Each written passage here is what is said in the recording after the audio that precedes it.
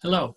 I'm going to talk about lesson alterations or converting them so they can be used with ELLs. Um, I didn't fill this out, but I did send you via email several examples of wonderful lessons. I actually made a mistake on the first one on geometry. I was so impressed with it, I didn't realize it was kindergarten. They're teaching, and you notice they have this one sheet that goes with the bigger unit that shows about, is it round? Does it have a curve? Does it have straight edges? Does it have a point? Does it have a circle? Does it have a square? It's about geometry. So kids are able to answer those yes and no. So that's one example of kind of altering the program. Just on the PSYOP, and if you have a lesson, I'm perfectly happy if you just take a lesson that you've used in the past and just write on it how you'd make some changes, that's fine. The exercise is just a practice of not writing out a full lesson, but just making some changes on there. So you could just write on a lesson plan. We don't have a lot of time, and essentially 3.5 weeks is really what we're working with. But what I want you to do is, after you've seen the PSYOP tape, you can talk about these. Now, obviously, the big one for ELLs is you have language objectives right here to go with the content objectives. And your content objectives, you might want to write them to where they're a little simpler, easier to understand. Any kind of visuals would be helpful. Language objectives, the key is students in a class should always have a combination of all four: listening, speaking, reading, writing. But you may have the focus on writing or the focus on telling, which is speaking. And so, these are going to be fairly simple. I mean, you have to gauge it to the level. If you get more sophisticated ELLs, you can write more complex sentences. The big thing with ELL students is the vocabulary, and that's where you really have to define terms. So what I would argue there is the need to go through and make sure that the vocabulary is clear to them. So you have to have maybe a special exercise, a little extra time to that. I like this template number 3 that's in the PSYOP book, because you write down all the materials you have, which is kind of cool. It's kind of like construction project. You write down the lumber and the caulking you're going to use and nails and everything and materials. And the key to this is when you write a good lesson, you can use a lesson year after year. You don't make a whole set of lessons every year from scratch. If you're teaching, that. You fall back on some stuff you did the year before. But that's just something I want to put out there for you. So higher order questions. Now that's in this template. It's not always on there. One of the problems that we get in ESL is people don't challenge the students sufficiently. And so you need to do that. It's a little difficult because you scaffold the questions so they seem reasonable. But the idea is that you're creating a lesson that you can adjust if you have students that are a little more mature. Maybe they have a very strong academic background to begin with, but you have to adjust. So what are higher order questions? Well, with geometry, with kindergarten, I'm not sure how I would gauge that, but if I were teaching about cylinders and cones and solid geometric objects, I would talk about maybe higher order questions. Where do you see these locally? And of course that, cylinder could be a silo if you're in a farm area, or a gas storage tank. A cone, megaphone, might ask, why is a megaphone so unique? Of course, it helps amplify sound. Or you could, does it have a curve?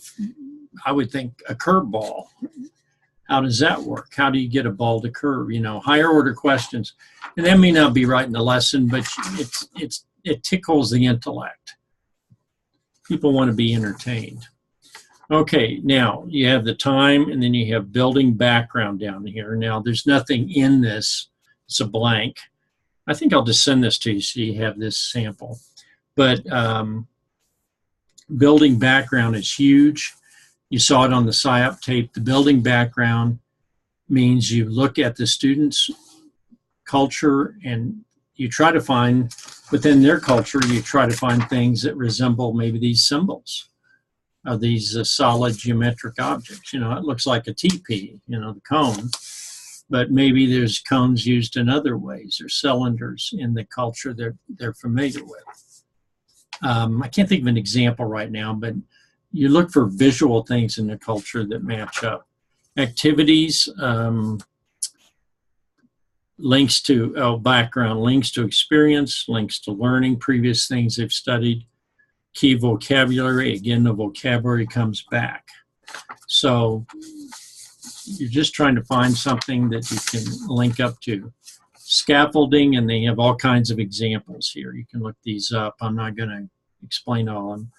You can have the whole class, small group, partners, independent. Scaffolding, you can do modeling, you can guide them, you can do independent.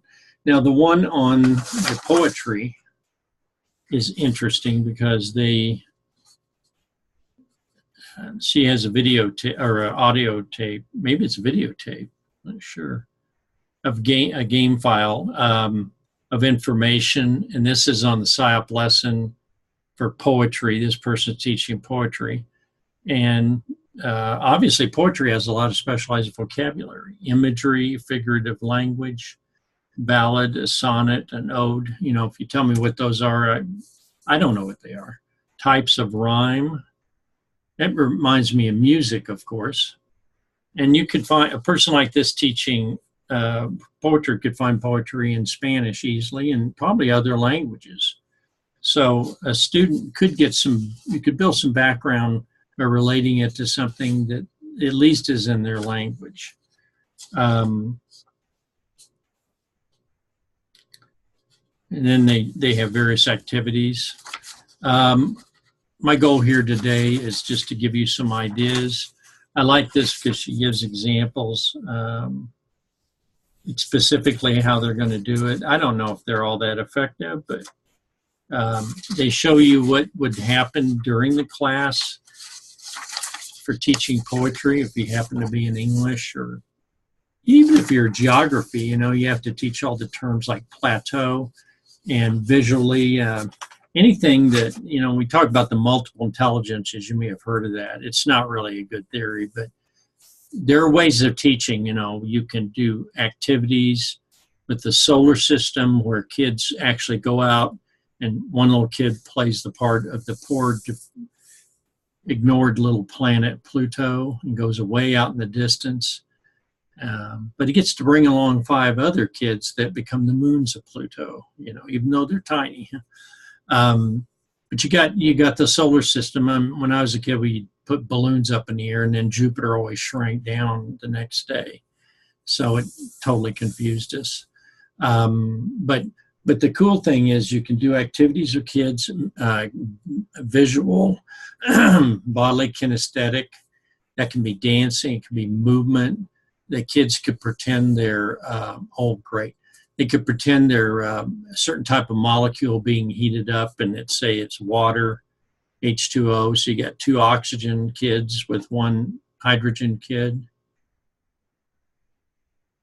Oh, 1 oxygen kid with 2 hydrogen kids, that's right, H2O. And so they start breaking apart or something. And then where does the oxygen go? And the kid that's oxygen escapes or does something, becomes a gas. Anyhow, you can do, you have to really be creative with that, but it's fun, and it teaches them something visually about how molecules work. Drawing little circles doesn't really help. Chemical reaction formulas don't really teach us anything. There are probably a lot of places you can find examples.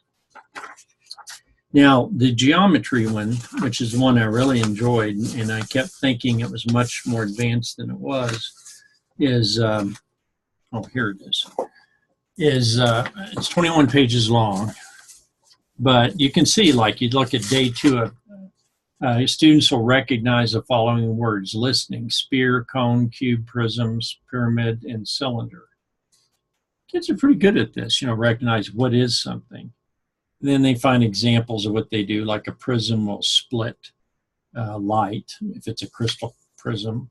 And then she goes in great detail, cognitive, metacognitive. This is a very detailed lesson. And gives examples. So I just wanted to share these with you. Now, what I'm going to ask you to do on yours form, which basically is this, SIOP lesson plan 3 is almost the same as this one. You could go through and just take your lesson, and you're going to add your objectives, emphasize key vocabulary. What kind of experience, this to me, linking background's huge. You may not be able to do it that well. I mean, let's say you had kids from Central America and you wanted to link to their background. Well, you know that Mayan invented an advanced astronomy, mathematics. They have building structures, basically large masses of stone on stone. They didn't have arches or things like that. But they did have the pyramid, and they had the block pyramid. It's a little different. The Egyptian doesn't come to a point. Certainly, other aspects of the culture. I would say the language, but that's language of the natives in that area is quite alien to Spanish. A lot of strange combinations of T and L as right next to each other. Like the god of rain in Mayan is Tloc. Tloc, Tloc. Sounds like gonna puke or something. The god of war for the Aztecs was Huitzilopochtli. And I'm not even saying it right, but I'm close.